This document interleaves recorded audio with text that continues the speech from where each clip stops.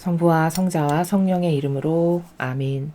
예수님과 어머니 하나 되신 성심을 통해 신성하신 하느님 아버지 피아세 나라에서 아버지를 완전히 빼어 닮은 작은 태양이 되기를 갈망하며 아버지께서 창조하신 천상천하의 온 우주 만물과 함께 그리고 이 지상에 남아있는 아버지께 속한 소수의 선의 세력에 남은 자녀들 그들과 함께 아버지 대전 앞에 엎드려 갈망으로 그리고 들끓는 열정으로 피아세 나라가 어서 빨리 이 지상에 도래하기를 염원하며 이 기도를 봉헌드립니다. 사랑하는 아버지, 이 나라를 불쌍히 여기시고 자비를 베풀어 주시는 아버지 사랑에 진심으로 감사드립니다. 한없이 부족한 저희들의 희생과 보잘것없는 아버지께 드리는 그 모든 고행과 그 길을 그저 가련히 여겨주시는 아버지의 너그러우신 사랑에 감사를 드리며 저희들의 전부를 다 내어드리기를 열렬히 갈망하오니 아버지 저희들의 내적이고 외적인 모든 것에 주체가 되어 주시옵소서. 또한 가련하고 불쌍한 이 나라 아버지께 속한 선의 세력의 자녀들이 점점 더 눈과 귀가 열리고 뜨여서 정의로 들끓을 그 마음을 가지고 집회에 참여하고 있습니다.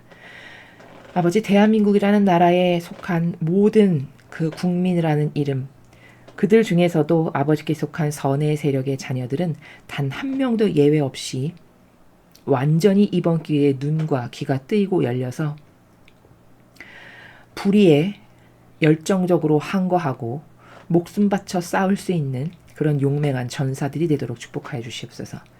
또한 이번 기회가 티핑 포인트가 되어서 이 나라를 쥐락펴락하는 모든 카발 세력과 적그리스도의 그 역겨운 마귀 세력과 프리메이슨 일루미나티와 그리고 이 나라를 잡아먹지 못해 안달난 공산당, 중국 빨갱이와 북한 빨갱이 그것들에게 나라를 가져다 바치는 이 모든 역겨운 마귀 세력을 완전히 초토화시켜 주시기를 저희들의 이 희생과 끊임없는 배상과 보석의 갈망으로 아버지께 청원드립니다.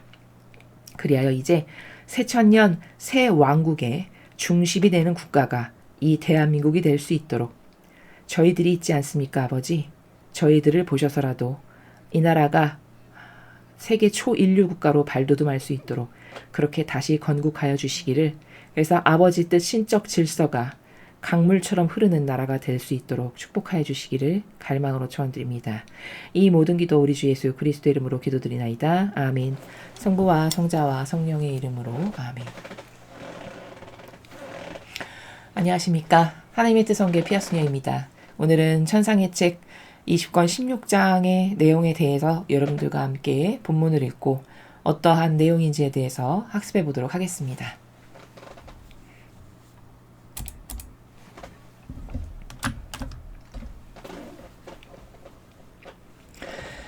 천상의 책 20권 16장 피조물 안에 피앗의 나라를 다시 불러들이는 행위 잃어버린 영예가 되돌아오는 것을 느끼는 아담의 희열 예수님께서 구원 사업을 통해 하신 행위들에 나 자신을 계속 결합시키고 있는데 언제나 사랑을 그분께서 이르셨다.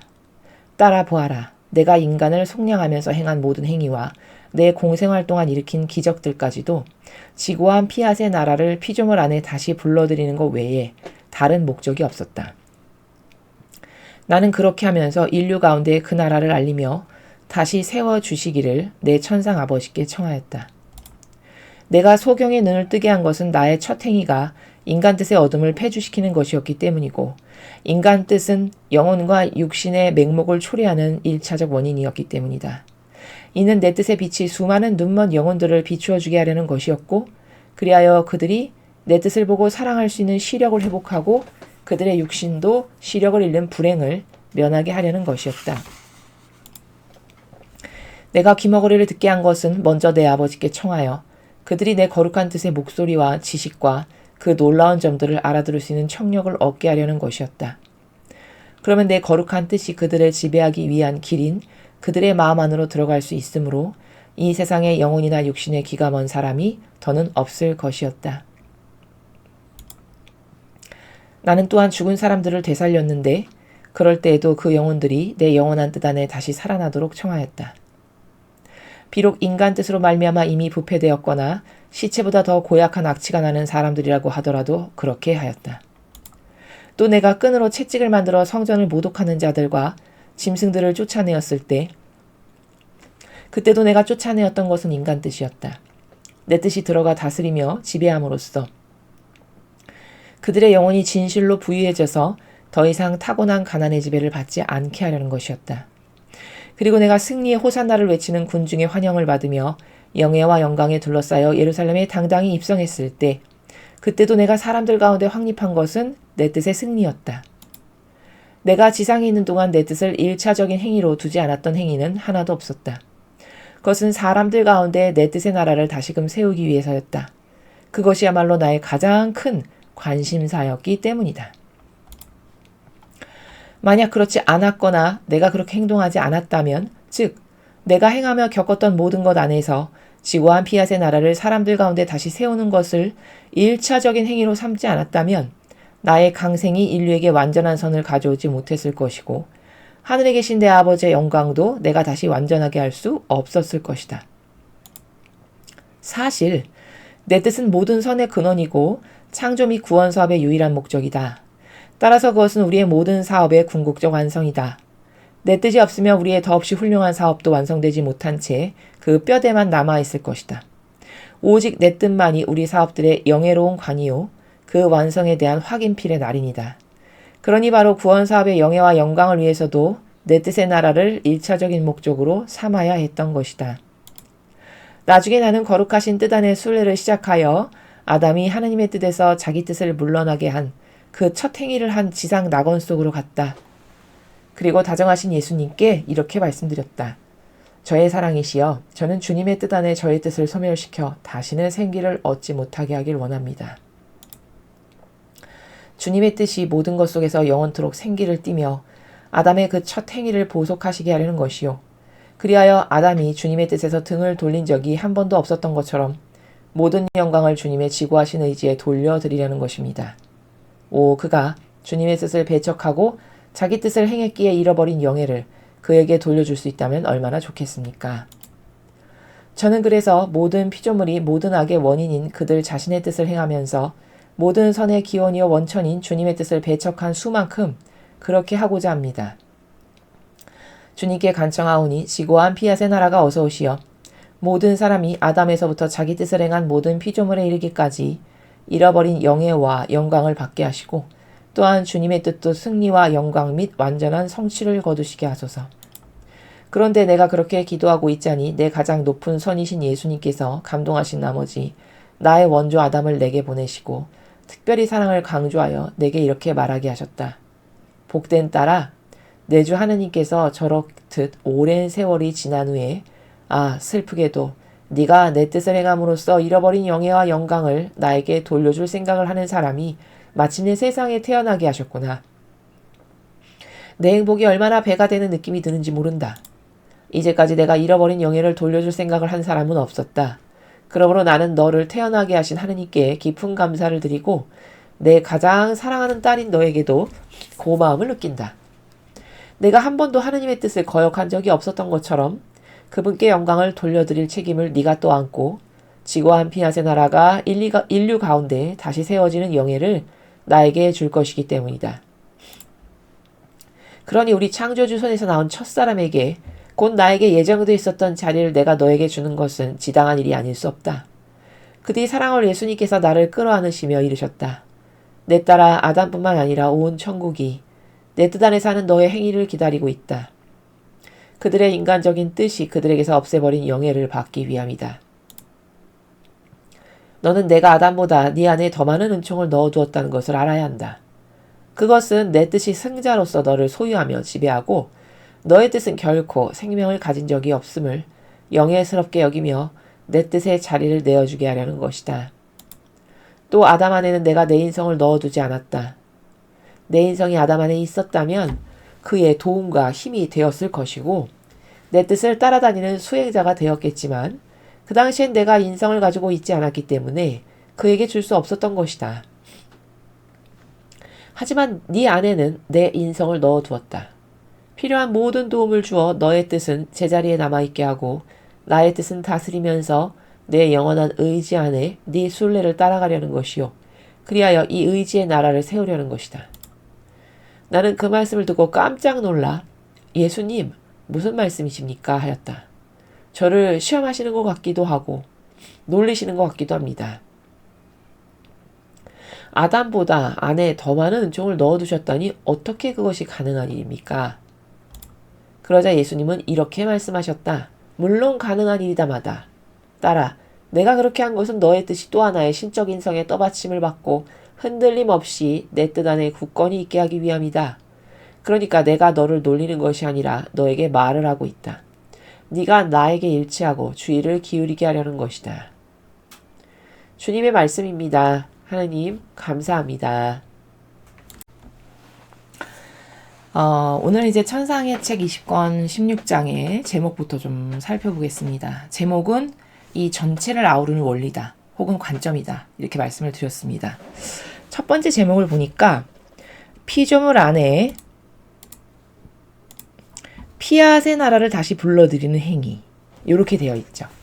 우리가 지금 본문을 읽었습니다만 피앗의 나라를 다시 불러들인다? 예수님이 이 지상에 오셔서 우리 영혼들을 만나 주셨던 이유가 그들 안에서 다시 아버지의 피앗의 나라를 건설하기 위해서 내가 인류에 와서 소경도 고쳐주고 귀머거리도 고쳐주고 죽은 사람도 살린 거다. 그 행위 하나하나는 부족한 인간의 눈으로 봤을 때는 어머 그냥 기적 사건이야. 신이 오셨나 봐. 메시아가 오셨나 봐. 이게 다지만 사실 예수님은 그 행위 하나하나를 하셨던 목적이 뭐였냐면 피앗의 나라를 다시 건설하기 위한 목적으로 그 무수히 많은 행위들을 하셨다. 지금 이렇게 말씀하시는 거거든요. 여기서 핵심이 되는 키포인트 단어를 좀 보면요.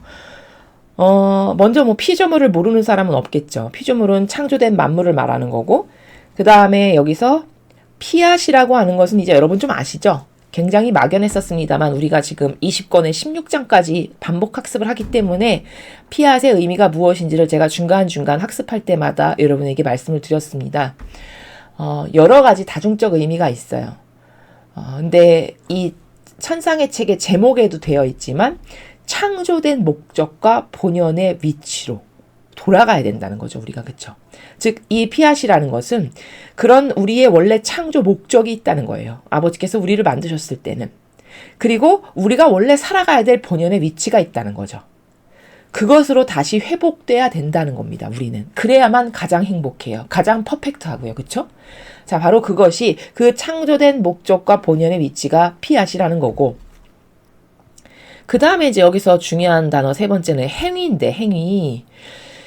우리가 행위라는 단어를 자연법에서 생각할 때는 이렇게 가시적으로 눈에 보여서 움직여졌을 때 그걸 행위라고 하죠, 보통.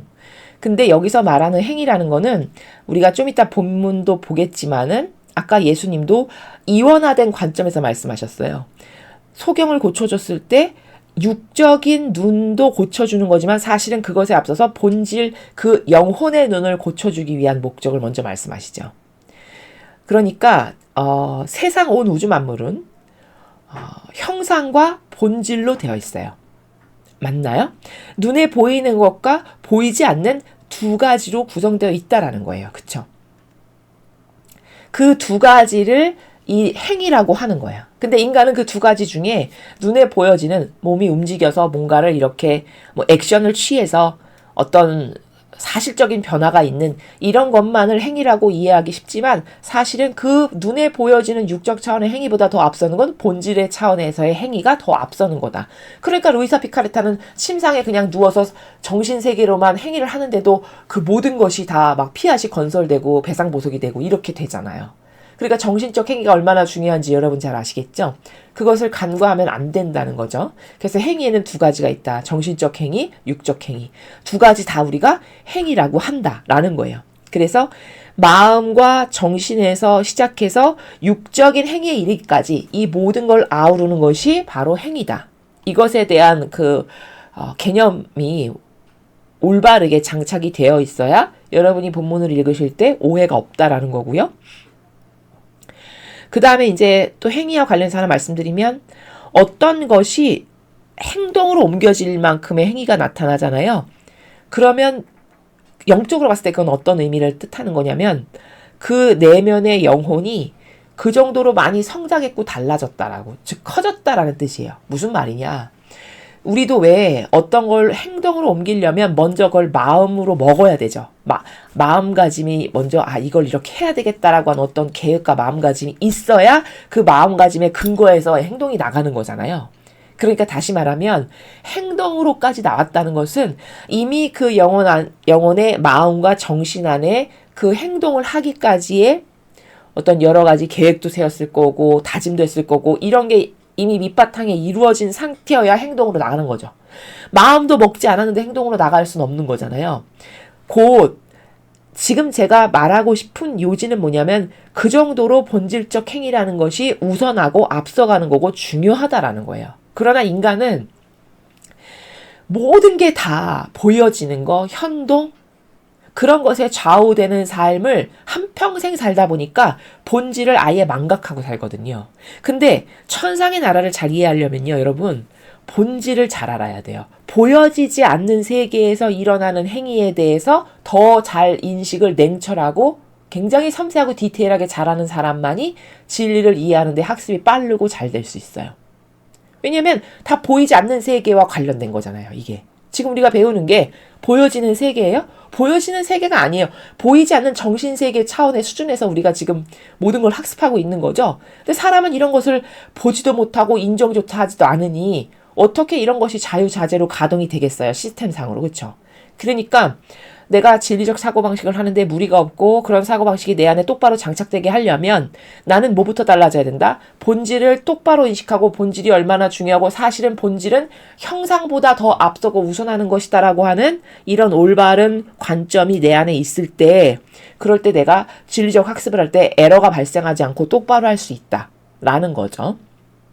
그래서 어떤 것이 행위로까지 나타났다. 그거는 영혼이 굉장히 성장했고 내적으로 커지는 순간이다 라는 거를 여러분이 인식하시면 되겠습니다. 그 다음 두 번째 제목은 잃어버린 영예가 되돌아오는 것을 느끼는 아담의 희열. 이제 우리가 본문을 읽었습니다만 아담이 많은 은총과 축복으로 인류의 첫 번째 조상이 되었건만 자기 맡은 바 역할을 똑바로 못했잖아요. 그래서 죄인이 돼버렸죠. 그 아담이 못한 것을 지금 누가 하고 있다는 거예요. 그렇죠. 루이사 피카레타가 하고 있다라는 거예요. 오늘 본문을 보면. 그래서 아담이 고마워하죠.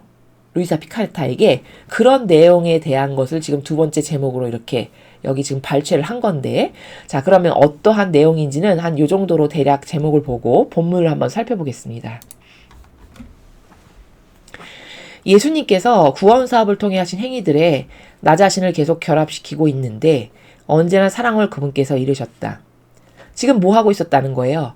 예수님께서 세상에 오셔서 구원 사업을 위해서 하셨던 많은 행위들을 지금 이 루이사 피카레타라고 하는 분이 영적 순례를 해서 따라가면서 그 하나하나마다 추상과 직관을 통해서 감사하고 사랑을 드리고 그것의 본질적 의미를 깨닫고 이런 영적 순례를 지금 하고 있었다라는 거죠. 이 문장의 내용이. 자, 그랬는데 예수님께서 와서 말씀하시기를 따라 보아라. 내가 인간을 속량하면서 행한 모든 행위와 내 공생활 동안 일으킨 기적들까지도 지구한 피앗의 나라를 피조물 안에 다시 불러들이는 것 외에 다른 목적이 없었다. 이렇게 말씀하십니다. 그러니까 예수님이 보통 이 세상에 오셔서 하신 가장 위대한 업적이 뭐예요? 그럼 우리를 구원하신 거예요. 이게 다잖아요. 그쵸? 근데 예수님은 지금 그것은 어찌 보면 외연적인 거고 그것보다 더 본질적으로 추구하셨던 바는 다시 잃어버린 우리 인류가 지고한 피앗의 나라를 회복해서 아버지가 그 피앗의 나라에 살아가는 자녀들에게 주시기 원하는 그 수많은 아름다운 속성과 뭐 풍요와 매력과 기타 등등을 우리가 받을 수 있게끔 그걸 회복시키는 것. 그것이 중차대한 목적. 그것 말고 다른 목적은 없었다라고 이렇게 말씀하시는 거예요. 이해되시죠? 그러니까 이 말씀은 이탈된 피조물을 그 위치에 다시 복원시키는 것이 목적이셨다라는 거예요. 아버지가 원래 창조하셨을 때 여기서 살아라 해서 만들어주셨던 아름다운 질서가 있었잖아요. 근데 그 질서에서 이탈했죠? 인류가. 아담과 하와부터도. 그 이탈해서 수천 년, 수백 년, 수십 년, 수백 년, 수천 년을 지금 살아가고 있잖아요. 그 이탈된 우리를 다시 원위치 시키는 거. 그러므로 피앗의 자녀는 지금 예수님께서 이런 목적으로 세상에 오셨다는 걸 이제 우리가 알았잖아요. 학습을 했잖아요. 그럼 내가 피앗의 자녀가 되고 싶어. 그럼 나도 뭘 해야 될까요? 예수님처럼 이렇게 아버지 뜻이 무엇인가를 똑바로 깨닫고 아버지가 하셨을 법한, 원하셨을 법한 것을 내 일로 받아들여서 하고, 배상보속, 세상이 이 지경이야. 그럼 그것을 내가 배상보속을 하고, 또 인간적인 내 뜻을 계속 버리고, 이런 기타 등등. 이렇게 예수님이 하셨을 법한, 혹은 상모님이 하셨을 법한 그런 일을 나도 해야 내가 피앗의 자녀가 될 수 있다라는 거죠. 이해되시죠? 나는 그렇게 하면서 인류 가운데 그 나라를 알리며 다시 세워주기를 내 천상 아버지께 청하였다. 자, 오셔서 하신 그 모든 공생활 동안의 예수님의 행위들은 피앗의 나라를 다시 회복시키는 거다. 그래서 잃어버린 인류가 그 아름다운 질서, 그 나라를 잃어버렸는데 이제 아버지 제가 이렇게 인류가 지은 죄를 대신 배상보속하고 이들이 이렇게 깨닫지 못하여 아버지께 똑바로 반영하지 못한 거 제가 다시 똑바로 반영함으로써 아버지가 피앗의 나라를 다시 인류에게 세워주실 수 있기를 갈망합니다. 이걸 하셨다라는 거죠. 그걸 지금 말씀하시는 거죠. 내가 소경의 눈을 뜨게 한 것은 나의 첫 행위가 인간 뜻의 어둠을 폐주시키는 것이었기 때문이고 인간 뜻은 영혼과 육신의 맹목을 초래하는 1차적 원인이었기 때문이다. 이는 내 뜻의 빛이 수많은 눈먼 영혼들을 비추어 주게 하려는 것이었고 그리하여 그들이 내 뜻을 보고 사랑할 수 있는 시력을 회복하고 그들의 육신도 시력을 잃는 불행을 면하게 하려는 것이었다. 자, 예수님이 공생할 때 지상에 오셔서 소경의 눈을 뜨게 하는 기적사건을 벌이셨죠. 근데 우리는 그 기적사건을 대할 때 와, 신이 드디어 오셨어. 메시아가 오셨어. 구원자가 오셨어. 이게 다잖아요. 그리고 기적 일어났다고 막 신기하고 좋아하고. 이게 다죠. 이건 너무 모르는 거예요. 아버지를. 예수님을. 이해가 되시죠? 무슨 말인가? 지금 예수님은 그 소경이 눈을 뜨게 해준 그 사건, 그 행위도 왜 하신 건지를 낱낱이 여기 지금 말씀하시는데 실은 그가 여기 보면 이렇게 되어 있어요.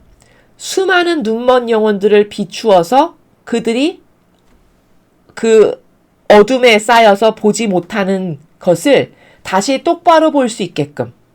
그래서 내 뜻을 보고 사랑할 수 있는 시력을 회복하고 이렇게 돼 있죠. 그러니까 아까 제가 행위 설명할 때 행위라는 것은 사람은 육적 차원만 생각하지만 사실은 본질과 육적 차원을 다 아우르는 말이다. 두 개를 다 포함하는 거다. 이렇게 설명했죠.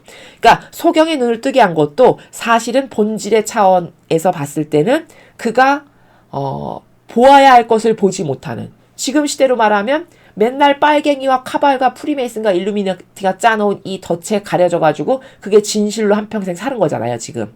근데 처음으로 지금 눈이 열린 거거든요, 이 국민들이. 근데 눈이 열리고 보니까 우라가 치미는 거죠. 뭐야? 난 한평생 속은 거야? 아니, 내가 민주당을 이렇게 지지하고 내가 거기가 진짜라고 생각하고 서민을 진짜 좋아한다고 생각했는데 뭐야? 이게 아니잖아. 이게 내란 세력이네? 이렇게 된 거잖아요. 깨달은 거잖아요, 그쵸? 여러분 깨달으면요. 가만히 있지 못해요. 정의가 들끓는 사람은요. 우라가 치밀고 분통이 터져서 가만히 못 있습니다. 정의가 센 사람은 그래요. 그러니까 저렇게 길거리로 몰려 나오는 거예요. 아주 바람직한 현상이죠. 왜냐? 정의가 죽은 건 인간이 아니에요. 사실 솔직히 말하면. 이 거짓교회가 사람을 어떻게 불구자로 만들어놨냐.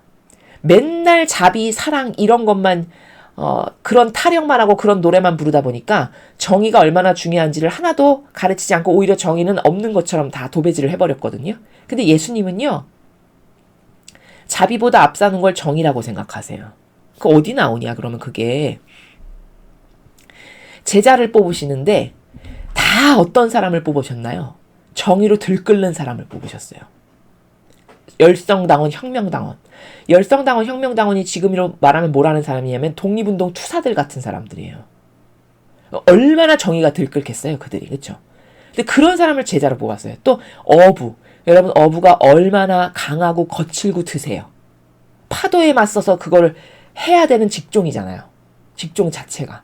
맞죠? 그럼 보통 강하고 드세고 거친 게 아니거든요. 그럼 제자를 뽑는데 다 이렇게 정의가 강하고 세고 드세고 이런 사람만 뽑으셨단 말이죠. 이게 뭘 의미하는지 아세요? 정의가 그 정도로 중요한 거예요. 왜? 아버지 뜻을 건설하는데 정의 없으면 마귀랑 어떻게 싸웁니까? 예? 맨날 다 기생 오래비처럼 아우 예 이런 사람만 뽑아놨다고 생각해보세요. 예? 유려해가지고 진짜는 착하지도 않은데 역겹게 착한 척만 하는 이런 것들을 뽑아놨다고 생각해보세요. 그게 마귀랑 싸울 수 있을 것 같습니까? 여러분, 저 교회가 왜 망하는지 아세요?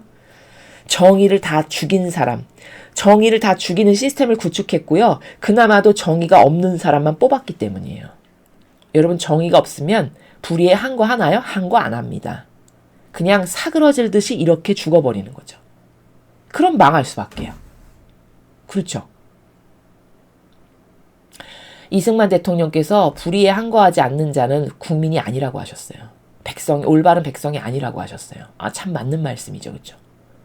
그러니까 하느님은 세 가지의 속성, 아버지가 가지고 계시는 다스리실 때, 통상 아버지가 세상을 다스릴 때 중요한 세 가지의 속성으로 다스리시거든요. 그 첫 번째가 진리예요. 진리가 다스리시는 기준의 첫 번째예요. 왜냐면 그게 기준이기 때문에. 여러분, 세상을 통치하는데도 헌법이 없으면 무엇의 기준에서 다스리나요, 나라를? 그쵸? 지금 이 나라가 이렇게 완전히 물에 배 빨갱이 공산당이 막 짓밟고 아무렇게나 해도 다 통용되죠? 이게 법이 다 망가져서 그런 거잖아요. 그쵸? 그러니까 그 정도로 법치가 중요한 거잖아요. 마찬가지로 천상의 나라도 하느님 아버지께서 세상을 다스리실 때 이 나라로 치면 법, 즉 그것이 우리는 진리예요. 그 법이. 그 진리로 다스리시거든요. 그러니까 진리가 첫 번째로 중요해요. 그 다음에 두 번째가 정의예요. 이 따라야 될 법인 진리가 있고 그 진리에 반했어. 이 진리를 따르지 않고 이것에 반하는 것을 했어. 그럼 아버지는 정의를 내려치세요. 그래서 두 번째가 정의예요. 그런데 아버지가 이렇게 내려치시려고 했는데 이 사람이 깨닫고 발견했어. 뭘 잘못했는지. 아, 내가 하나님의 뜻 진리를 어겼고 내가 그걸로 인해서 이런 잘못된 것을 아버지께 들어서 모욕과 역경을 드렸구나. 잘못했습니다, 아버지. 다시는 안 그러겠습니다. 만약에 회개했죠, 이 사람이. 그럼 정의로 내려치려고 이렇게 하셨는데 회개했으니까 용서해 주신단 말이에요. 그게 자비예요. 사실 그러니까 자비가 꼴찌예요, 세 번째. 아시겠습니까? 하나님은 통상 이 세 가지의 속성으로 세상을 다스리세요. 그 우선순위가 뭐다? 첫 번째는 진리다. 법이 그만큼 중요한 거예요. 다스려야 할 어떤 기준이죠. 그게 우리는 진리예요. 성경에서 예수님이 말씀하신 거, 아버지가 말씀하신 거, 성경에 나오는 수많은 원리들, 이게 진리예요. 그게 첫 번째고 그 진리에 반하는 것을 했어. 그럼 정의가 나가요, 아버지에게서는. 그래서 두 번째가 정의예요. 근데 그 정의를 행사하려고 아버지가 딱 했는데 이 영혼이 깨닫고 발견해서 죄송합니다. 잘못했습니다. 다시는 안 그러겠습니다. 용서해 주세요. 진실로 회개했어. 진정성이 있어. 그러면 그때 자비가 나가는 거예요. 이해가 되시죠? 이러니까 자비는 세 번째란 말이에요, 사실은. 근데 이걸 다 이 거짓 교회가 다 뒤집어 놔가지고 마치 자기는 진짜 착하지도 않은데 진짜 착한 사람은 희생을 한다고 했죠, 여러분. 여러분, 양들을 위해서 어떤 희생을 합니까? 예? 거짓 교회가 양들을 위해서 어떤 희생을 해요? 여러분 보셨어요? 지금 이 시국이 이럴 때 저렇게 날씨가 추운데 나가서 그 집회에 참여하시는 우파 국민들에게 음식 서비스해서 다 가져다 드리고 이런 거 누가 하는지 아세요? 이거 다 개신교가 해요. 아시겠습니까? 개신교는 제가 보니까 막 2,000명분, 막 몇천 명분씩 준비해가지고 그것도 너무 고생한다고 자기네 성도들 다 시켜서 성도들이 그걸 배달해서 그 집회 장소에다 가져다 드릴 테니까 거기 가만히 계시라고 공개적으로 말하고 다 해요. 굉장히 잘하는 일이죠. 그럼 이 천주교는 도대체 그렇게 사랑이 많고, 예? 그렇게 착하다면서 도대체 이 선의 세력인 우파 국민들을 위해서 한 게 뭡니까? 무엇을 했어요? 어떤 자비를 베풀었나요? 그렇게 맨날 자비 타령하고 사랑 타령하면서 무슨 자비를 베풀었어요? 예? 한 거 아무것도 없잖아요. 개신교는 저렇게 실천적인 행위를 하잖아요. 사랑의 행위, 자비의 행위를 하잖아요. 사랑을 해야 된다면서요, 서로. 자비를 베풀어야 된다면서요. 어떤 자비를 했나요? 그러니까 이게 그들이 말하는 정의는 정말 역겨운 마귀예요. 아시겠습니까? 이 나라를 위해서 하는 행위는 아무것도 없으면서 맨날 그 새치혀의 자비와 사랑만을 담아요. 이게 하느님께 벌 안 받을 것 같습니까? 예? 아버지께서 내려치시지 않으실 것 같아요? 반감 대박으로 드는 거예요. 차라리 말이라도 하지 말든가. 맞습니까? 저렇게 개신교나 다른 교회들은 그냥 음식 갖다가 그 추운데 고생하신다고 우파 세력에 가져다 주고 가서 봉사도 하고 많은 일을 하잖아요. 도대체 뭐를 하는 겁니까? 그러니까 이게 근데 이런 관점조차도 없잖아요. 이거 쉬운 거잖아요. 이거 어려운 건가? 이거 뭐 논문 써야 될 만큼 어려운 것도 아니잖아요. 이런 관점이. 그쵸? 근데 그런 관점으로 보지도 못해요. 그러니까 이게 그래 마지막 세상이니까 그렇지. 마지막 시대니까. 이렇게 참고 넘어가려고 해도 불끈불끈 솟아오르는 그 들끓는 정의가 참 저건 저주받을 집단이다. 이런 생각이 절로 듭니다. 그렇지 않나요? 말이라도 안 하면은 반감이라도 안 들죠. 그리고 맨날 하는 짓이라고는 촛불 들고 나가서 빨갱이나 그저 거기 잘한다고 박수치고 거기 충동질하고 동조하고 협력하고 그런 짓이나 하고 부끄럽지도 않은가 봐요. 그렇죠? 그래서 지금 예수님이 오셔서 이 지상에서 소경의 눈을 뜨고 하신 것은 두 가지 행위가 포함된 건데 첫째는 본질적 행위다. 본질적 행위는 하느님의 뜻을 똑바로 바라보고 깨닫고 그 진리를 사랑할 줄 알고 그래서 그 아버지 뜻 안에서 살기를 갈망하는 영혼이 되게끔 그 어둠에 덮인 시력을 거두어주는 그 행위이셨다는 거예요. 그게 더 중요한 거예요. 육적인 행위보다. 지금 이 시대로 따지면 저렇게 어둠의 세력에 눈이 가려서 한평생 속고 살았는데 이제 눈이 뜨이고 열린 거잖아요. 특히 20, 30대 젊은이들이 많이 나오고 있죠. 사실 학생이니까 공부하느라 학교 다니느라 바빠서 정치에 관심이 없었던 거거든요. 그래서 그냥 그런가 보다 정치인은 다 똑같지 이렇게 살았는데 계엄령을 하면서 이게 진실이 뭔가를 따져보고 살펴보니까 진실이 내가 알던 것하고 다르거든. 그리고 알면 알수록 더 우라가 치밀거든. 왜? 사람을 너무나도 역겹게 속이니까. 그쵸? 거짓말로써. 그리고 독재는 자기네 가면서 남에게 프레임은 다 씌우고. 반감 안 들 수가 없겠죠. 반감 드니까 저렇게 뛰쳐나오는 거예요. 그쵸? 그럼 이들은 다 뭐예요? 시력이 회복된 거예요. 저 영혼들이 지금. 못 보던 걸 보게 된 거예요. 소경이었는데 영혼의 눈이 소경이었는데 눈이 열린 거죠. 그런 사람들만 저렇게 뛰쳐나오는 겁니다. 이걸 위해서 예수님은 2000년 전에 오셔서 소경 한 사람의 눈을 띄워주시는 행위를 하셨다라는 거죠. 그러면서 동시에 육적으로도 그들의 육신도 시력을 잃는 불행을 면하게 육신의 눈도 동시에 회복되게끔 하는 이 두 가지의 본질과 형상의 행위가 다 내포되어 있는 기적을 내가 인류에게 한 거다라고 말씀하시는 거죠. 자, 그런데 여기서 중요한 원리가 있어요. 뭐냐면 그까지 한 명의 눈을 뜨게 한 게 어떻게 인류와 관련이 있지? 이런 생각할 수 있잖아요. 맞죠? 근데 영적인 건 그렇지 않아요. 영적인 것은요. 아담과 하와가 우리랑 별개인가요? 우리랑 무관하지 않죠. 그쵸? 왜? 우리가 그 사람의 후손이니까. 몇 대를 거르긴 했지만. 그쵸? 그러니까 아담과 하와와 나는 절대 무관하지 않아요. 단지 촌수가 멀 뿐인 거예요. 그러니까 인간은 얼마나 근시안적이냐면 내 할아버지는 할아버지 같은데 아담과 하와는 내 조상 같지 않은 그러나 거슬러 타고 올라가면 분명히 거기서 나온 거 맞잖아요. 그쵸? 그러니까 뭐 고조 할아버지 무슨 할아버지 올라갈수록 점점 더 희박하고 희미해지는 이런 근시안적인 사고방식에 살다 보니까 이런 불구자적인 사고방식을 하거든요. 그러나 절대 무관하지 않은 거라는 거죠. 그러니까 그와 나는 사실 하나다라는 거예요. 거기서 나왔으니까. 맞나요? 영적으로는 원리적으로 이래요. 그래서 지금 이 기적사건도 그까지 한 사람의 눈을 뭐 치유해준 게 뭐 지금 인류에 이렇게 수많은 사람이 있는데 그 다 무슨 소용인가? 이렇게 생각할 수 있겠지만 영적으로는 이 한 명의 눈을 뜨게 하신 것이 이게 예표가 되고 오병이어가 돼서 전 인류의 눈을 뜨게 하는 원리 가운데 있는 행위다라는 거예요. 아시겠습니까? 그러니까 이 행위가 예수님이 한 명을 이렇게 만약에 하셨다라고 하는 이 행위가 별것 아니지만 오늘날에 이르기까지 저렇게 어둠의 늪에서 빠져나와서 눈이 뜨이고 열리고 영혼의 시력을 회복해서 저렇게 많은 사람이 진실을 보게 되는 사실적 결과물이 있잖아요. 맞죠?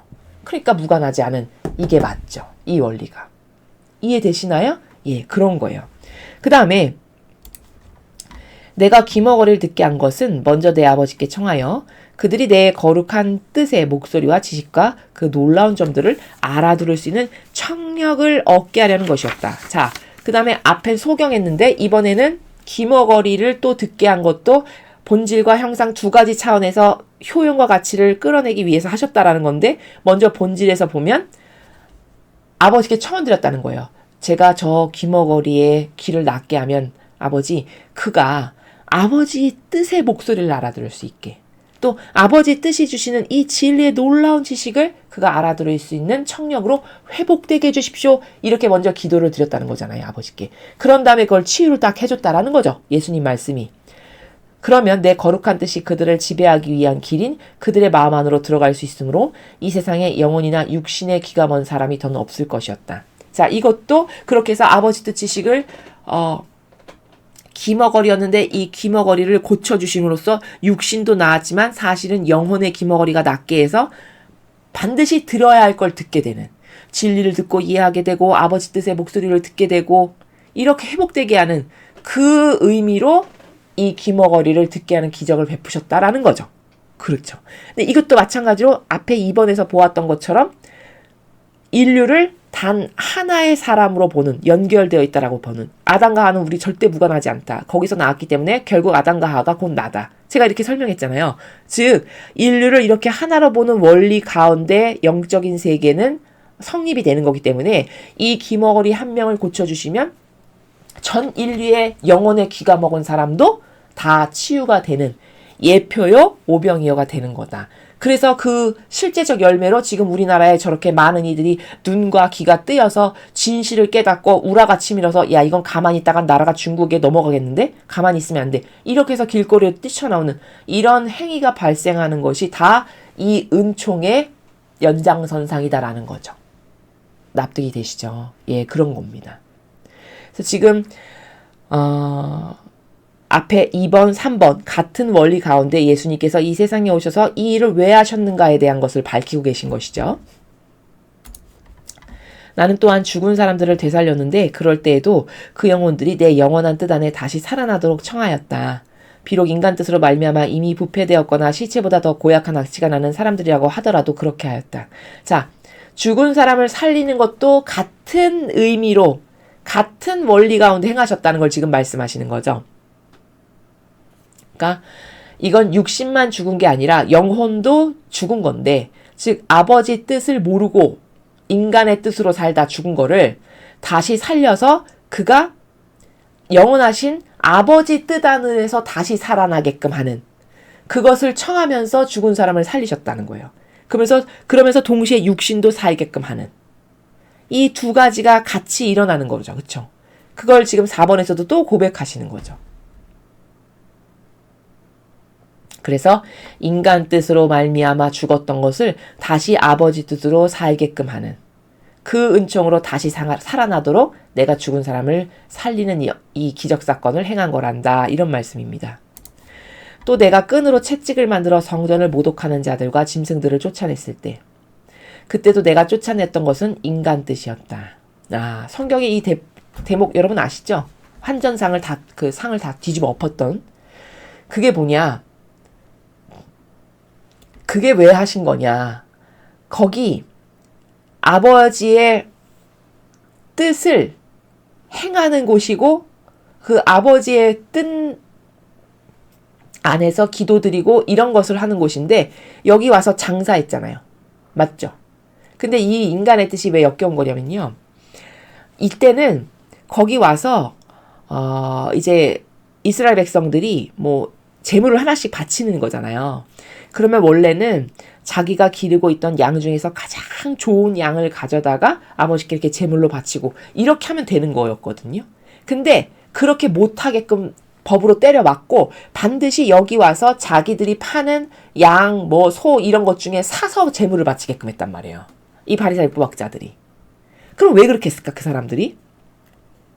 그렇죠. 사욕과 욕망으로 돈을 벌려고. 아버지 집에서. 예수님이 이걸 모르셨을까요? 다 아셨죠. 그렇죠. 그리고 돈도 2배, 3배 막 이렇게 받는 거죠. 내 집에서 양 하나 길러서 가장 소중하고 내가 정갈하게 잘 예쁘게 씻겨가지고 가장 좋은 걸 갖고 와서 바쳐드리면 될 거를 여기 와서 그 원래 양의 한 3배쯤 되는 돈을 내고 여기서 사서 이거 산 것만으로 당신은 해야 돼. 안 그러면 성전 못 들어가. 이렇게 했단 말이에요. 이게 완전 역겨운 거죠. 그쵸? 그게 다 인간의 역겨운 뜻이죠. 자기의 사욕과 욕망, 그 물질을 채우고자 하는 역겨운, 그쵸? 그걸 다 아시고 그 인간 뜻을 쫓아내려고 내가 채찍질을 하고 성전을 이렇게 내 아버지의 집을 장사하는 집으로 만들지 말라 하면서 다 뒤집어 엎으신 게 그래서 그 역겨운 인간의 뜻을 쫓아내려고 하셨다라는 거예요. 여기 지금 말씀하시죠?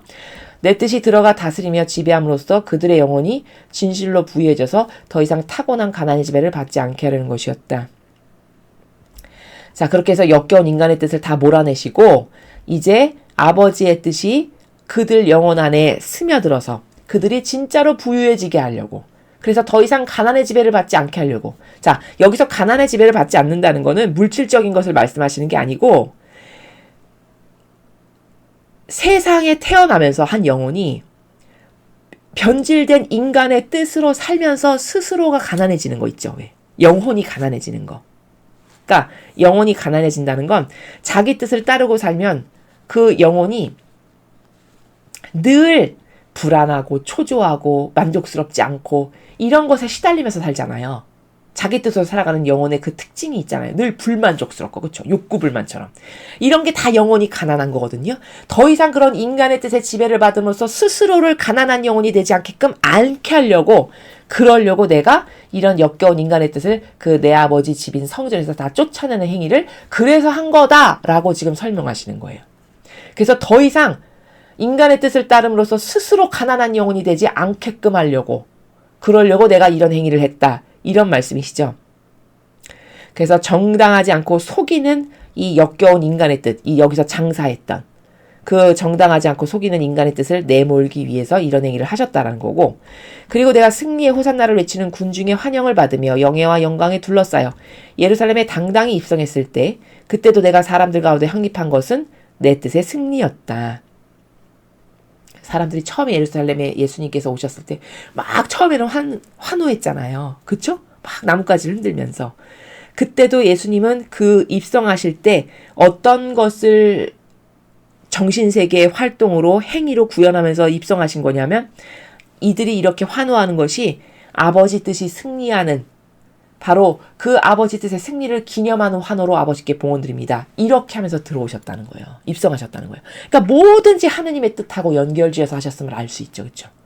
예수님의 모든 행위는 다 아버지 뜻, 피앗의 나라를 건설하기 위해서. 그것을 위해서 하나하나 이 작은 행위 하나까지도 다 그렇게 행하셨다는 것을 지금 우리에게 가르쳐 주시는 거죠.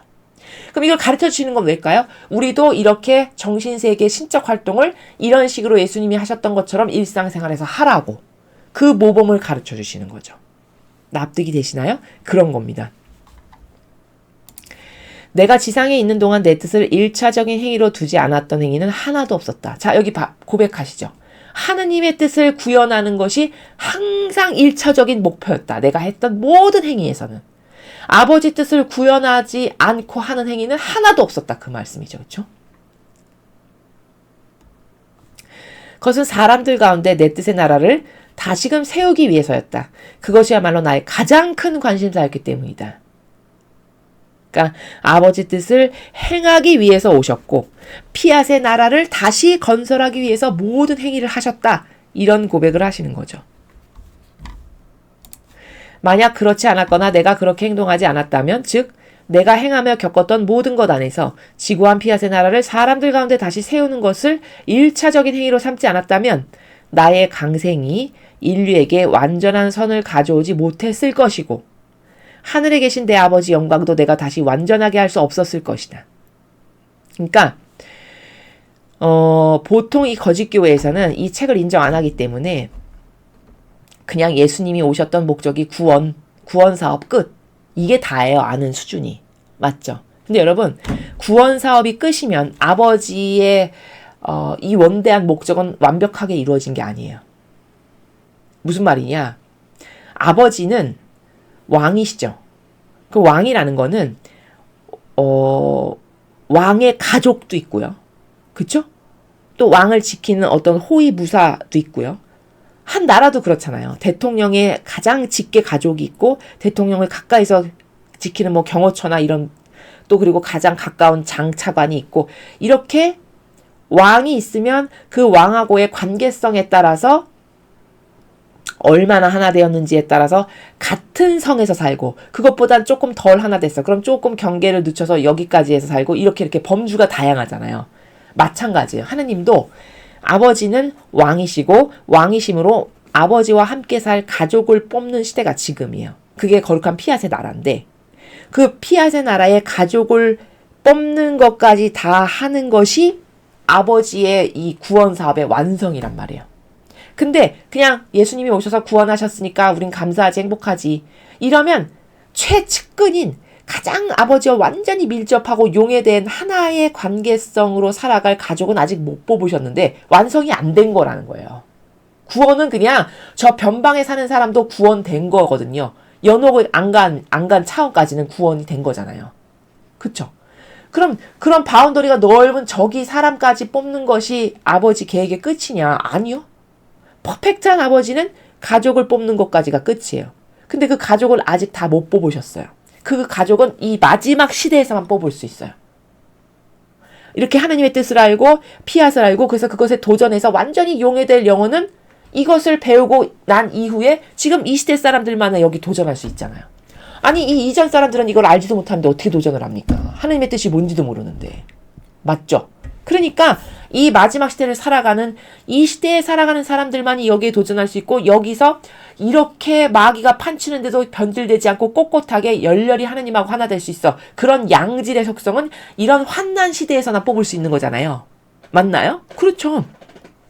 아니 태평성대에서는 저게 양질인지 100점짜리인지 10점짜리인지 30점짜리인지 구분할 수 없잖아요. 근데 이렇게 마귀가 들끓어가지고 지금 우리나라처럼 어떤 게 우파고 어떤 게 빨갱이고 어떤 게 가장 양질의 속성이고 이런 건 이렇게 극심한 환란 가운데서나 드러나죠. 그러니까요. 그러니까 이런 시대에서나 아버지의 가족을 뽑는다는 거예요. 그렇죠. 그러니까 예수님이 말씀하시는 게 지금 그런 내용이에요. 1차적인 모든 행위가 아버지의 뜻, 행하는 거, 피앗의 나라 건설하는 거. 그래서 나의 강생이 인류에게 완전한 선을 가져오지 못했을 것이고 어떤 걸 안 했으면 피앗의 나라를 사람들 가운데 세우는 것을 내가 1차적 행위로 안 삼았다면은 강생이 의미가 완벽한 선을 가져오는 것까지는 다 하지 못했다라는 거예요. 완벽한 목적이 다 이루어지지 않았을 거다라는 거죠. 하늘에 계신 내 아버지의 영광도 내가 다시 완전하게 할 수 없었을 거다. 자, 아버지의 가족을 뽑아서 피앗의 나라까지 완벽하게 건설해. 그럼 이게 완성이죠. 근데 이게 미진하게 끝났어. 그럼 아버지의 영광을 완전하게 건설하지 않은 거잖아요. 아직. 그쵸? 지금 그 말씀을 하시는 거죠. 완벽하게 아직 건설하지 않은 상태로 미진하게 끝나버렸을 거다. 이런 말씀이죠. 사실 내 뜻은 모든 선의 근원이고 창조 및 구원 사업의 유일한 목적이다. 자, 얼마나 하느님의 뜻, 피앗의 나라를 건설하는 게 중요한지 여러분 아시겠습니까? 끊임없이 반복해서 강조하시죠? 하느님의 뜻. 모든 선의 근원이래요. 하느님의 뜻이. 즉 아버지 뜻 안에서 사는 것, 그걸 구현하는 게 가장 중요한 거예요. 구원보다 더 중요한 거예요. 오늘 말씀하시죠. 그렇죠? 또 창조 사업, 구원 사업 이런 거 다 왜 했냐? 사실 하느님의 뜻, 피앗의 나라를 건설하기 위해서 이런 창조, 구원 사업이 필요했던 거예요. 최종 종착지, 열매는 피앗의 자녀를 뽑는 것. 이거라는 거예요. 이걸 위해서 앞에 6,000년 동안의 기간이 필요했고 과도기적인 다양한 과정들이 있었던 거고 결국 열매는 핵심의 알짜배기는 이 하느님의 뜻 나라에서 사는 그것보다 더 알짜배기는 피앗의 자녀를 뽑는 거. 아버지를 닮은 태양을 뽑는 거. 이게 목적이에요. 아버지의. 최종 목적. 따라서 그것은 우리의 모든 사업의 궁극적 완성이다. 말씀하시잖아요. 아버지 뜻을 건설하는 게 궁극적 완성이라고. 맞죠? 내 뜻이 없으면 우리의 더없이 훌륭한 사업도 완성되지 못한 채 그 뼈대만 남아있을 것이다. 아까 제가 말씀드렸죠. 그냥 구원, 이러면 저 변방에 살아가는 영혼까지도 다 구원이에요. 그게 뼈대만 남아있을 것이다가 그 말이에요. 그쵸? 그러나 정수는 다 완성하지 못한 거잖아요. 핵심이 되는 것은. 그 말씀이죠. 그쵸? 오직 내 뜻만이 우리 사업들의 영예로운 관이요. 아버지의 뜻만이 아버지가 완성하시고자 하시는 사업의 영예로운 관이래요. 얼마나 하느님의 뜻, 나라를 건설하는 게 중요한지 아시겠습니까? 계속 강조해서 반복해서 말씀하시죠. 여기 영예롭다라는 거는 특별한 은총으로 받아들이는 이런 뜻이거든요. 즉 기쁨만 있는 것이 아니라 희생과 고통이 동반되는 가운데 그것을 꿋꿋이 이겨내고 마침내 승리하는, 이게 영예예요. 예수님의 삶이고 성모님의 삶이죠. 그쵸? 그런 영예로운 관이라는 거예요. 아버지 뜻을 건설하는 게. 그 완성에 대한 확인필의 날입니다. 그러니 바로 구원사업의 영예와 영광을 위해서도 내 뜻의 나라를 1차적인 목적으로 삼아야 했던 것이다. 그러니까 하느님의 뜻을 구현하고 살아가는 것이 1차적 목표고 1차적 행위여야 한다라고 반복해서 강조하시는 거죠. 나중에 나는 거룩하신 뜻 안의 순례를 시작하여 아담이 하느님의 뜻에서 자기 뜻을 물러나게 한 그 첫 행위를 한 지상 낙원 속으로 갔다. 자, 영적 순례를 지금 하는 겁니다. 루이사 피카레타가. 순례를 시작하여서, 그쵸? 아담이 하느님의 뜻에서 자기 뜻을 물러나게 한, 즉 아담이 자기 뜻을 씀으로써 아버지가 주신 그 낙원에서 떨궈져 나가게 했던 그 순간으로 지금 간 거예요. 영적 순례를 통해서. 그리고 다정하신 예수님께 이렇게 말씀드렸다. 저의 사랑이시여, 저는 주님의 뜻 안에 저의 뜻을 소멸시켜 다시는 생기를 얻지 못하게 하길 원합니다. 자, 지금 10절의 나라가 어떤 나라냐면 루이사 피카레타가 아담이 죄인이 됐던 그 순간으로 지금 갔어요. 영적 순례를 통해서. 근데 너무 안타까운 거야. 본인이 보니까. 저 무수히 많은 아름다움과 저 아버지가 주신 풍요와 저 수많은 인간이 이루 다 말로 해서 담을 수도 없는 다양한 아름다움의 속성들의 극치들, 이런 걸로 가득한 나라인데 이 아담이 자기 뜻을 한번 씀으로써 이걸 다 포기하고 버리고 저 시궁창 같은 구렁텅이로 떨어지게 되는 걸 자기 본 거죠. 그러니까 이 사람이 지금 무슨 고백하는 거예요? 자기 뜻을 쓰는 게 저렇게 되는 거구나. 인간의 뜻을 쓰는 게 저렇게 자기를 만신창이로 몰아내는 거구나. 저는 절대 제 뜻을 쓰지 않게 해주십시오. 지금 여기 그 말 고백하는 거예요. 주님의 뜻 안에 저의 뜻을 소멸시켜서 다시는 생기를 얻지 못하게 하기를 제가 원합니다. 뭘 보고 고백하는 거예요? 그 쓰라린 내처짐, 그 쓰라린 패배를 보고 야, 나는 절대 저렇게는 되지 말아야지 해서 지금 고백하는 상황이죠. 그렇죠? 주님의 뜻이 모든 것 속에서 영원토록 생기를 띠며 아담의 그 첫 행위를 보속하시게 하려는 것이요. 그리하여 아담이 주님의 뜻에서 등을 돌린 적이 한 번도 없었던 것처럼 모든 영광을 주님의 지구하신 의지에 돌려드리려는 것입니다. 그러니까 지금 루이사가 뭘 하는 거냐면 그 광경을 보고 너무 안타까워. 아담이 저렇게 한순간에 죄인이 돼서 나락으로 떨어지는 걸 보니. 그래서 어떤 의지를 다지는 거예요? 내가 저 아담이 잃어버린 영예를 아버지께 다시 채워드려야 되겠다. 이 의지를 지금 다지는 겁니다. 본인이. 그래서 그가 주님의 뜻을 배척하고 자기 뜻을 행했기에 잃어버린 영예를 그에게 돌려줄 수 있다면 얼마나 좋겠습니까? 이런 고백을 하죠. 그쵸? 그러니까 지금 뭐라는 거냐면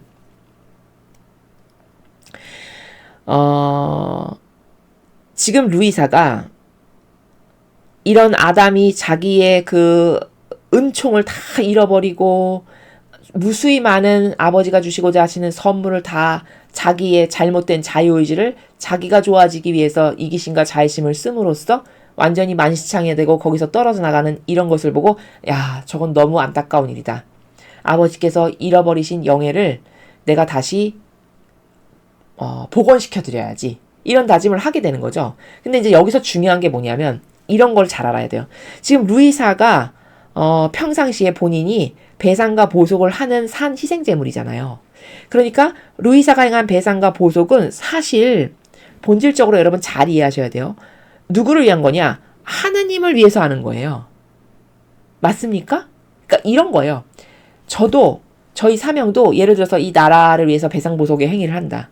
그러면 자칫 잘못하면 이렇게 오해하실 수 있을 것 같아서 제가 만약에 배상보복의 행위를 하죠. 고행을 하고 극기를 하고 그러면 저 빨갱이들이 지은 죄를 용서해 주세요라고 해서 배상보복을 하는 거예요. 아니면 제가 배상보복을 하는 이유는 저 빨갱이들이 저렇게 모욕과 역겨움을 아버지께 드리고 있으니까 그 아버지가 상처받으신 상처와 모욕 들이신 거 그것을 제가 사랑으로 다시 모욕받기 이전으로 되돌려드리기 위해서 제가 이 배상보복합니다. 이거예요. 둘 중에 어떤 거예요? 제가 배상보복하는 의미는. 그렇죠. 후자죠, 후자. 그러니까 저는 제가 배상보복을 하는 건 빨갱이를 위해서 하는 게 아니에요.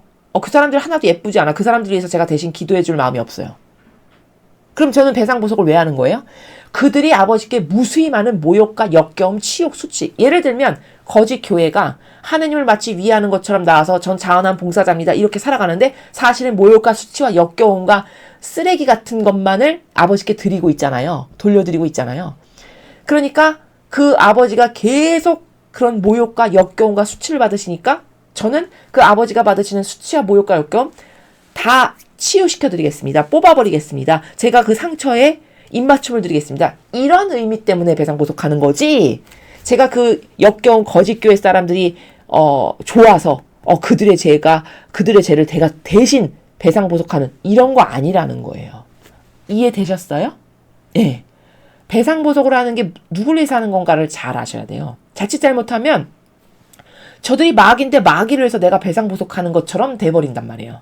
아니 마귀를 위해서 하는 게 아니에요. 그들이 아버지께 모욕 들었는데 아버지가 그것 때문에 고통받으시니까 그 고통받으시지 마시라고 제가 배상보복을 하는 거라는 거예요. 이해되셨죠? 지금 이것도 같은 거예요. 지금 루이사 피카레타가 이게 너무 안타까우니까 다시 잃어버린 영예를 돌려드려야 되겠다. 이게 어떤 의미냐면 아담이 잃어버린 은총을 다시 퍼펙트하게 돌려받을 수 있게 하려고 이런 배상보복을 하는 게 아니고 물론 루이사 피카레타가 아담과 하와가 하지 못한 것을 지금 해드리면 어느 정도는 아담의 그 어떤 잃어버렸던 수치를 조금 회복은 하겠죠.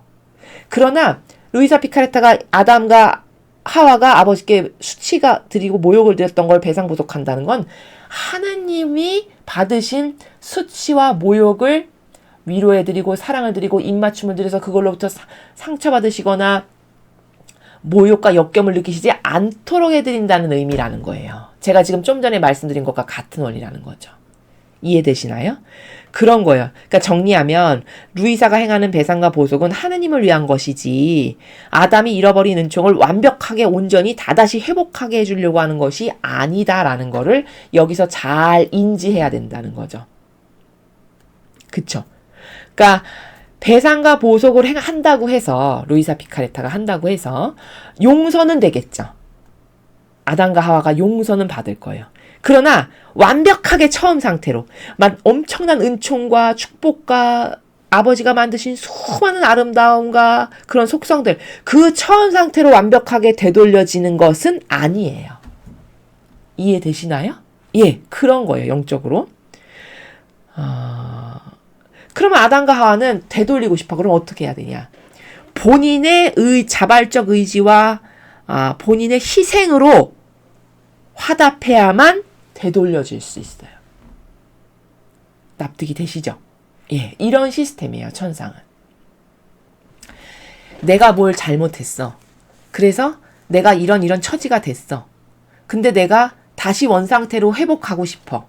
그러면 그건 누구만 할 수 있다? 나만 할 수 있다. 내가 그걸 처절히 깨닫고 내 자유의지가 진짜 되돌아가길 원해서 그 잘못한 것에 대한 배상과 보복을 내가 온전하게 할 때, 그럴 때 나는 그 원래 위치로 되돌려지는 거예요. 이해되시죠? 그러나 이렇게 남이 해줬어. 그러면 아버지께 잘못한 게 있잖아요. 아담과 하와가. 그것에 대한 용서를 받을 수는 있게 되는 이런 은총 정도까지는 미치는 거예요. 영혼에게. 영향이. 자, 이 디테일한 거 이해가 되시죠? 이런 겁니다. 시스템이. 저는 그래서 모든 피조물이 모든 악의 원인인 그들 자신의 뜻을 행하면서 모든 선의 기원이요 원천인 주님의 뜻을 배척한 수만큼 그렇게 하고자 합니다. 자, 온 인류가 다 인간의 뜻을 따르고 아버지 뜻은 배척했잖아요. 그것에 대한 배상과 보석을 지금 본인이 하겠다고 하는 거잖아요. 그쵸? 루이사 피카레타가. 즉 아버지 뜻 생명을 인류가 죽인 죄, 그것에 대해서 배척한 수만큼 제가 다시 배상과 보석을 하겠습니다. 이 말을 하는 거예요. 주님께 간청하오니 지고한 피앗의 나라가 어서 오시어 모든 사람이 아담에서부터 자기 뜻을 행한 모든 피조물에 이르기까지 잃어버린 영예와 영광을 받게 하시고 또한 주님의 뜻도 승리와 영광 및 완전한 성취를 거두시게 하소서. 그러니까 제가 인류가 아버지 뜻을 배척하여 아버지 뜻 생명을 죽인 죄의 수만큼 지금부터 배상과 보석을 할 테니 아버지 그들이 저지른 죄를 이 루이사 피카레타가 배상 보석하면 용서받잖아요. 그러면 피앗의 나라를 다시 건설하실 수 있고 아버지 뜻도 이 실추되신 영광을 다시 회복하실 수 있지 않겠습니까? 이런 말이에요. 그런데 내가 그렇게 기도하고 있자니 내 가장 높은 선이신 예수님께서 감동하신 나머지 나의 원조 아담을 내게 보내시고 특별히 사랑을 강조하여 내게 이렇게 말하게 하셨다. 자, 루이사 피카레타가 그 광경을 딱 보더니 내가 배상과 보석을 해서 이걸 되돌려야 되겠다. 인류가 지금 이때부터 수천 년이 지나기까지 자기 뜻을 따르고 살면서 이렇게 비참해졌는데 내가 산재물이니까 산희생제물이니까 내가 배상과 보석해서 이것을 되돌려야 되겠다. 이런 자유의지를 갖고 있으니까 얼마나 감동하시겠어요. 마치 예수님이 하셨을 법한 산희생제물의 역할을 지금 본인이 자처한 거잖아요. 훌륭한 거죠. 그렇죠? 감동하셔서 아담을 보내셨어요. 루이사 피카레타에게. 그래서 지금 아담이 말하게끔 하시는 거예요. 지금 관계성을 잘 보세요. 복된 딸아, 누가 말하는 거냐? 아담이 말하는 거예요. 내 주 하느님께서 저렇듯 오랜 세월이 지난 후에 슬프게도 네가 내 뜻을 행함으로써 잃어버린 영예와 영광을 나에게 돌려줄 생각을 하는 사람이 마침내 세상에 태어나게 하셨구나. 아담이 너무 고마워서 고백하는 거죠. 루이사 피카레타 같은 영혼이 지금까지 단 한 명도 없었는데 누가 우리의 선조 아담이 지은 죄를 제가 대신 배상보석하겠습니다. 이런 사람이 누가 있었겠습니까? 지금까지. 하나님의 뜻이 뭔지도 모르는데 지금의 이때서야 가능해진 거죠. 비로소. 그쵸? 그러니까 아무도 없었는데 지금 처음으로 아담과 하와가 하느님께 잘못 드려서 모욕과 역경 드렸던 걸 갚아드릴게요. 이런 사람이 나타난 거예요. 감동 자체죠. 그러니까. 마침내 세상에 태어나게 하셨구나. 내 행복이 얼마나 배가 되는 느낌이 드는지 모른다. 이렇게 고백하고 있는 거죠. 아담이. 그래서 지금 아담이 루이사 피카레타에게 자신이 아버지께 못 해드렸던 거를 다시 해드린다고 하니까 고마워하고 있는 거예요. 그러나 아담의 모든 것이 루이사 피카레타가 이렇게 배상보석한다 해서 완벽하게 회복되는 것은 아니다라고 제가 좀 전에 헷갈리시지 말라고 설명을 드렸습니다. 이 디테일한 부분을. 이제까지 내가 잃어버린 영예를 돌려줄 생각을 한 사람은 없었다. 그러므로 나는 너를 태어나게 하신 하느님께 깊은 감사를 드리고 내 가장 사랑하는 딸인 너에게도 고마움을 느낀다. 내가 한 번도 하느님의 뜻을 거역한 적이 없었던 것처럼 그분께 영광을 돌려드릴 책임을 네가 떠안고 지고한 피앗의 나라가 인류 가운데 다시 세워지는 영예를 나에게 줄 것이기 때문이다. 그러니까 지금 아담이 계속 고백하는 거거든요. 그러니까 14절의 이 뉘앙스, 이 정신세계의 나라는 이런 거예요. 인간적으로 설명을 하면 자연법에서 예를 들어서 내가 군인인데 내가 군인 장성인데 내 당대에 어떤 것을 하려고 계획을 세우고 아주 면밀하고 디테일하게 검토를 해가지고 어떤 프로젝트가 하나 있었어요. 근데 내가 그걸 못했어. 성공을 못했어. 그래서 너무 아쉬움이 많이 남는데 내 밑에 후배가 들어와가지고 그 후배가 훌륭한 군인으로 성장을 해가지고 그가 이 프로젝트를 맡아가지고 성공을 시킨대. 그럼 나는 기뻐요? 안 기뻐요? 기쁘죠? 그쵸? 마치 그런 마음이에요. 아담이 지금. 이해가 되시죠? 그런 관계성이란 말이에요. 그래서 고맙고 오히려 그걸 이루는 후배한테. 왜? 그게 얼마나 중차대한 건지 아담이 떨궈져 나간 다음에는 알았을 거 아니에요. 그 당시는 몰랐어도. 죄인이 된 다음에는 내가 뭘 놓쳤는지, 뭘 버렸는지, 하나님이 뭘 건설하길 원하셨는데 내가 그걸 똑바로 화답을 못했는지 이런 걸 나중에는 알게 됐겠죠. 그러니까 그게 너무 아쉬움으로 진하게 남았는데 그걸 다시 할 사람이 나타났으니까 마치 동지애처럼 느껴지고 그 사람이 너무 고맙고 이런 상황. 그런 상황을 지금 14절에서 구구절절히 고백하고 있는 내용이다라는 거죠. 근데 루이사 피카레타가 아담이 못했던 걸 이렇게 하면은 완벽하게 회복은 되지 않지만 다소 아담도 좀 불명예가 실추됐던 불명예가 약간 회복될 수 있잖아요. 맞죠? 좀 전에 그 군인의 예를 들면 내가 어떤 거대한 프로젝트를 맡은 장성이었는데 내가 못했어. 그럼 불명예죠. 내 입장에서. 그쵸? 근데 내가 밑에 후배를 길렀는데 그가 아주 훌륭하고 똑똑하게 반향도 잘하고 훌륭해서 그가 그 프로젝트를 예를 들어서 성공시켰어. 그러면 그 프로젝트를 성공시켰다라는 것이 한 팀의 입장에서 봤을 땐 나에게도 약간 불명예를 다소 회복시켜주는 이런 게 있죠. 예, 그런 거예요. 이를테면. 그런 것과 비슷한 상황이라는 거죠. 14절을 잘 이해하려면. 그러니 우리 창조주의 손에서 나온 첫사람에게 곧 나에게 예정되어 있었던 자리를 내가 너에게 주는 것은 지당한 일이 아닐 수 없다. 자, 아담이 완전히 회복되지 않는다라고 제가 좀 전에 설명했는데 15절이 정확하게 입증해 주네요. 본인이 완전히 회복하면 그 자리를 본인이 가겠죠. 그쵸? 근데 본인이 갈 수 없고 그 자리를 내가 너에게 주는 것은 지당하다. 너가 누구예요? 루이사 피카레타. 그러니까 아담이 원래 차지하게 돼 있었던 것을 루이사 피카레타가 완성하니까 그 자리를 너에게 주는 건 아주 지당하고 타당한 일이란다. 고백하잖아요. 그쵸? 그럼 아담이 완벽하게 원래 자리로 돌아가지 않는다는 거 스스로 입증을 하네요. 고백함으로써. 이해가 되시죠? 예, 그런 거예요. 그 뒤 사랑하올 예수님께서 나를 끌어안으시며 이르셨다. 내 딸아, 아담뿐만 아니라 온 천국이 내 뜻 안에 사는 너의 행위를 기다리고 있다.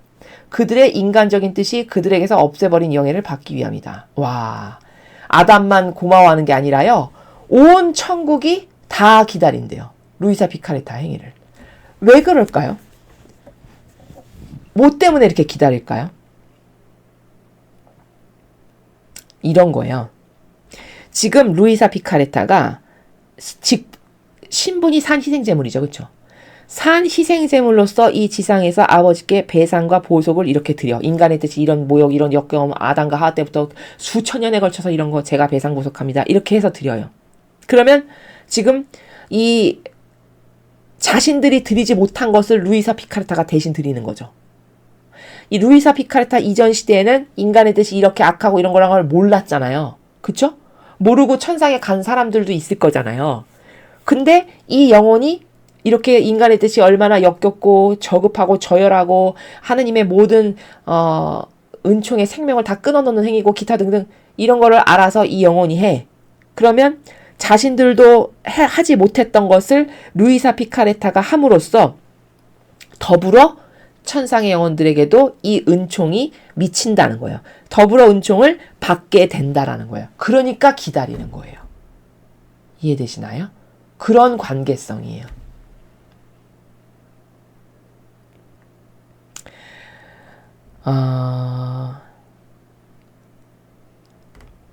그러니까 이건 지금 이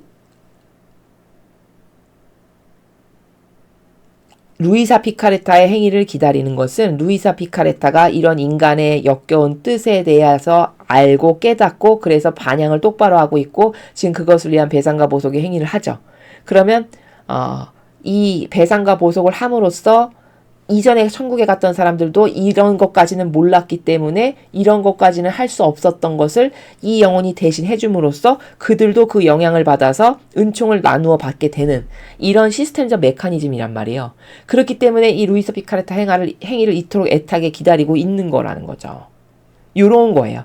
그런데 이제 여기서 이런 의문이 생길 수도 있어요. 그러면은 다른 사람이 저런 배상과 보속을 행위를 하는 것은 소용이 없나? 혹시 이런 궁금증이 들 수 있잖아요. 예를 들어서 내가 저렇게 루이사 피카레타처럼 인간의 뜻이 저지른 모든 역겨운 그 인간의 뜻으로 아버지께 모욕드린 거 배상보속합니다. 이렇게 해. 그러면 그건 소용이 없나? 이런 궁금증.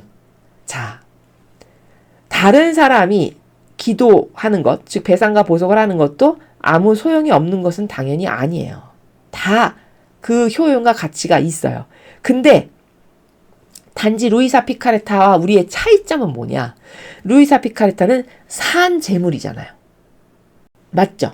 산 제물로 아예 특화되어 있죠. 그걸로 선택받았죠. 뽑혔죠. 그렇죠? 그러니까 이런 거예요. 쉽게 설명하면. 그러니까 이 영혼이 하는 배상과 보속의 효용과 가치가 더 탁월하고 뛰어날 수밖에 없다는 거예요. 일반 사람이 하는 것도 당연히 효용과 가치가 있지만 그건 왜 그러냐? 이런 거예요. 특공대 사람이 어떤 임무를 수행하는 것과 일반 군인이 임무를 수행하는 건 같나요? 다를 수밖에 없죠. 왜 그럴까요? 특공대는 최적화된 사람이잖아요. 그 특수한 임무에, 그쵸? 일반 군인은 최적화된 사람은 아니잖아. 그러나 한다면 할 수는 있겠지. 그러나 효용과 가치적인 측면에서 좀 차이가 나겠죠? 그런 차이가 좀 있어요. 미묘하게. 그러니까 루이사 피카레타가 하는 건 이 사람은 마치 특수 요원의 정예부대처럼 예를 들자면 제가 비유로 빗댄 것에서 어떤 비교를 한다면 특수 정예 요원이 선택이 돼가지고 뽑혀가지고 어떤 임무를 맡아서 하는 것과 일반 군인이 하는 건 당연히 차이가 있다라고 했죠. 그런 차이처럼 루이사 피카레타와 그렇지 않은 사람이 배상보속하는 건 그런 미묘한 차이는 발생할 것이다 라는 거죠. 너는 내가 아담보다 네 안에 더 많은 은총을 넣어두었다는 것을 알아야 한다. 그것은 내 뜻이 승자로서 너를 소유하며 지배하고 너의 뜻은 결코 생명을 가진 적이 없음을 영예스럽게 여기며 내 뜻의 자리를 내어주게 하는 것이다. 자, 첫 번째 줄 기가 막힙니다. 아담보다 더 많은 은총을 넣어놨대요. 루이사 피카레타 안에. 와, 그럼 왜 그럴까요? 이유가 뭘까요? 자, 이유가 이거예요. 아담이 인류 최초의 인간으로서 하느님께 이런 것을 드렸어야 했는데 드리지 못했어. 근데 루이사 피카레타는 이제 그걸 드리려고 해. 그러니까 아담처럼 실패하지 않으려면 아담이 드리지 못한 것을 이 사람이 드려야 되니까 이 영혼에게 그 실패하지 않도록 더 많은 은총을 주셔야 할까 안 할까요? 더 많은 은총을 주셔야 되겠죠. 그러니까 네 안에 더 많은 은총을 넣었다 이렇게 말씀하시는 거예요. 그래서 더 많은 은총에 힘입어서 루이사 피카레타가 아담과 하와가 실패했던 것을 완수하게 하려고. 이해되시죠? 그래서 그것은 내 뜻이 승자로서 너를 소유하며 지배하고 너의 뜻은 결코 생명을 가진 적이 없음을 영예스럽게 여기며 내 뜻의 자리를 내어주게 하는 것이다. 그렇게 해서 네가 너의 뜻은 완전히 패배시키고 내 뜻이 승자로서 영광스럽게 하느님 아버지께 다시 되돌려지는 그런 것을 구현할 수 있게끔 하려다 보니까 네 안에 더 많은 은총이 필요해야만 한단다. 이런 말씀이죠. 또 아담 안에는 내가 내 인성을 넣어두지 않았다. 내 인성이 아담 안에 있었다면 그의 도움과 힘이 되었을 것이고 내 뜻을 따라다니는 수행자가 되었겠지만 그 당시엔 내가 인성을 가지고 있지 않았기 때문에 그에게 줄 수 없었던 것이다. 여기 제약이 하나 또 있네. 아담이 실패할 수밖에 없었던 여러 가지 열악한 상황 중에 하나가 또 뭐예요? 예수님의 인성을 아담의 영혼 안에 넣어둘 수가 없었다는 거예요. 왜냐하면 예수님이 아직 지상에 오시기 전이니까. 맞죠? 근데 루이사 피카레타는 예수님이 다녀가신 후잖아요. 그러니까 예수님의 인성이 도움을 줄 수가 있죠. 맞죠? 그쵸? 그러니까 맨날 만나주시면서 도움 주시죠. 여기 보면은. 그쵸? 계속 만나주시면서 사랑하는 내 딸아, 뭐, 이렇게 해야 된단다. 끊임없이 도와주시죠. 근데 그런 도움을 못 받았다는 거죠, 아담은. 예. 아직 예수님께서 지상에 오시지 않았기 때문에 예수님의 인성을 아담 안에 넣어둘 수가 없었던 요런 제약 조건이 있었다는 걸 지금 말씀하시는 거죠. 하지만 네 안에는 내 인성을 넣어두었다. 필요한 모든 도움을 주어 너의 뜻은 제자리에 남아있게 하고 나의 뜻은 다스리면서 내 영원한 의지 안에 네 순례를 따라가려는 것이요. 그리하여 이 의지의 나라를 세우려는 것이다. 자, 그러나 아담은 이랬지만 네 안에는 내 인성을 넣어놨어. 그런 말씀이죠. 그쵸? 그래서 이제 내 인성이 네 안에 들어갈 수 있으니까 너랑 소통을 하고 내가 너를 이끌 수 있고. 그쵸? 그럼 루이사가 조금만 삐뚤어 나가고 뭘 잘못한 것 같아. 그러면 다시 이렇게 제자리로 돌아오게끔 예수님이 이렇게 조언을 하시고 이렇게 이끄시잖아요. 우리가 여기서 보면. 그런 것에 힘입어서 루이사 피카레타를 통해서 이 세상에 아버지 의지의 나라, 아버지 뜻의 나라, 피앗의 나라를 내가 세우려고 너는 지금 아담하고는 다르게 더 많은 은총도 주고 내가 다 이렇게 이끌고 있단다. 이런 말씀이죠. 나는 그 말씀을 듣고 깜짝 놀라 예수님 무슨 말씀이십니까? 하였다. 저를 시험하시는 것 같기도 하고 놀리시는 것 같기도 합니다. 아담보다 안에 더 많은 은총을 넣어주셨다니 어떻게 그것이 가능한 일입니까? 그러니까 루이사는 자신에 대해서 되게 정직하잖아요. 영혼이. 여기 보면은 항상 그렇죠. 저는 보잘것없는 영혼인지라 이렇게 말씀을 하시잖아요. 그러니까 아담보다도 나한테 더 많은 은총을 넣었다고? 어떻게 그런 게 가당해? 가당치도 않은 말이야. 이렇게 지금 정직하게 자신에 대해서 반추해보고 반향을 하는 거죠. 그렇죠? 아니 어떻게 저한테 아담보다 더 많은 은총을 넣으실 수가 있습니까? 절 놀리시는 겁니까? 이런 말이죠.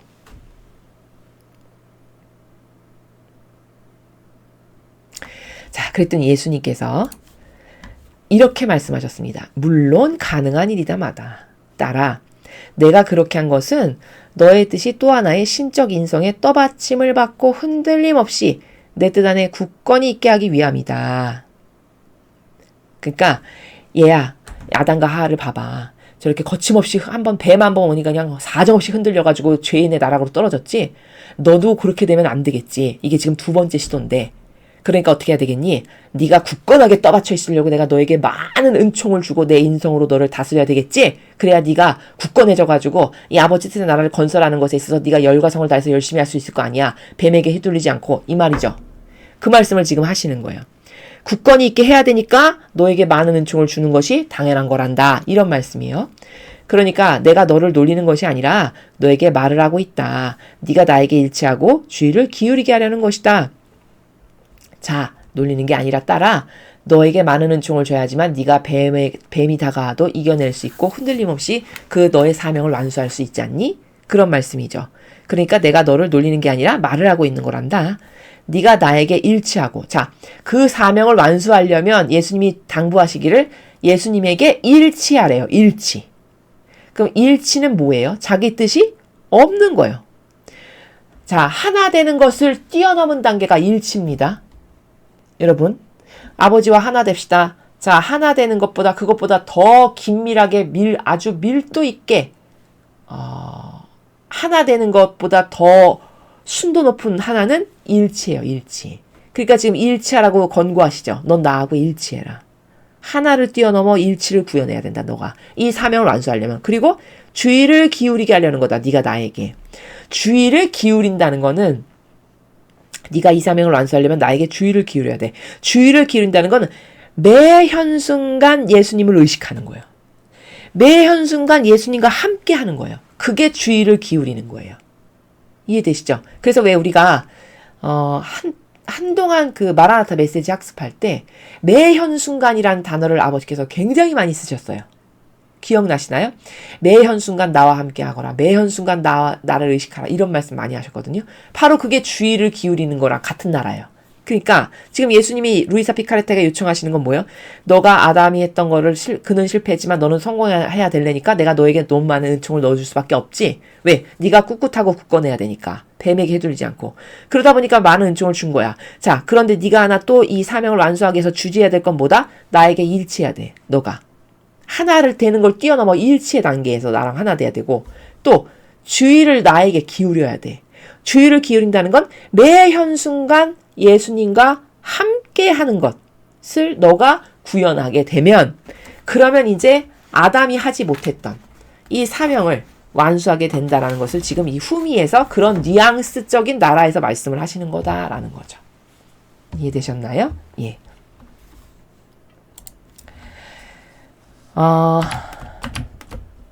오늘 우리가 배운 20권 16장의 내용은 중요한 거는 그겁니다. 예수님이 오셔서 무수히 수행하셨던 수많은 행위들, 그 행위는 본질과 형상 두 개를 다 아우르는 건데 그 본질과 형상의 행위를 하셨던 이유는 오로지 딱 하나, 아버지의 뜻, 나라를 구현하기 위해서, 즉 지구하신 피앗의 나라를 건설하기 위해서다. 그럼 이게 얼마나 중요한가? 그쵸? 이 지구한 피앗의 나라를 우리 가운데 구현하시는 것이 아버지의 최종 목적이고 열매다. 그걸 위해서 앞에 수천 년 동안의 시간을 아버지는 기대하고 기다리시고 인내하시고 이렇게 하셨다라는 거. 그 다음 두 번째는 아담이 하지 못했던 것을 그 뜻의 나라를 깨닫고 발견하고 은총으로 바라보게 해주시는 루이사 피카레타가 다시 회복을 함으로써 실추되신 아버지의 영광을 복권시켜드리고 그리고 아담이 원래 잃어버렸던 자리를 완벽하게 다시 돌아가게 하지는 못하겠지만 그가 불명예를 끌어안고 마치 퇴역한 장군 같은 처지잖아요. 아담의 처지가. 그쵸? 불명예로 전역한 어떤 군인이랄까? 근데 그 불명예 딱지는 그래도 띄게 해주는. 왜? 그 같은 줄기에서 나온 어떤 한 영혼이 이걸 완성하게 되면 그래도 불명예는 벗어나게 되잖아요. 요런 효용과 가치가 있음을 오늘 우리가 요 16장을 통해서 배웠습니다. 여러분, 하나님의 뜻 나라를 건설하는 게 얼마나 중요하고 아버지가 기대하시는지 아시겠죠? 자, 그 나라를 살아가는 자녀들이 되려면 인간의 뜻, 자기 의지, 기호, 정서, 경향 이런 것을 얼마나 열정적으로 폐주시켜야 되는지 여러분 납득이 되십니까? 그것을 위해서 애쓰고 힘쓰고 노력하시는 여러분 되셨으면 좋겠습니다. 이상으로 천상의 책 20권 16장 해설 강의를 마치겠습니다. 감사합니다.